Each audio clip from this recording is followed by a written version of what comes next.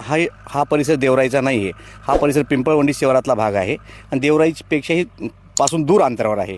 देवराईला थोडीही कुठे आग लागलेली नाही. या ठिकाणी जी आग लागलेली आहे ती डोंगर माथ्यावर लागलेली आहे.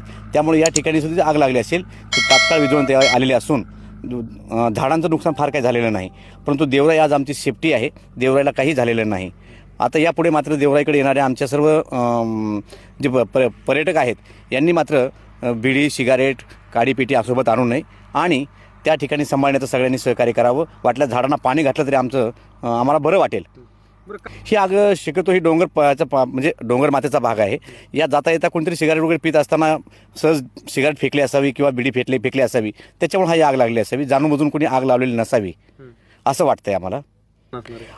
देवराईमध्ये अशी परिस्थिती निर्माण होऊ नये म्हणून वन विभागाने तात्काळ आता गवत वाळलेलं आहे तर वेगवेगळे जे पट्टे असतात म्हणजे जाळण्याचे ते जाळून ते पट्टे निर्माण केले पाहिजे, ज्यामुळे एका भागात आग लागली दुसऱ्या भागात जाणार नाही ते केलं पाहिजे. आणि येणाऱ्या पर्यटकांनी या ठिकाणी सामान्य माणसांनी बिडी सिगारेट जे सांगितलेलं आहे ते ठिकाणी टाकू नये, आणू नये आणि त्या ठिकाणी जे हे सहजीवन करून जगणारे तुम्ही आता पाहिले, आपण फिरता पाहिले की त्या ठिकाणी बरेचसे हरिण आहेत, हरणांची कळप आहेत, ससे आहेत, पक्षी आहेत.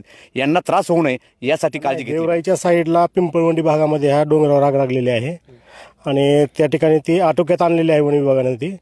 परंतु यापुढे त्यांनी अशी आग लागू नये यासाठी काळजी घेणं फार गरजेचं आहे.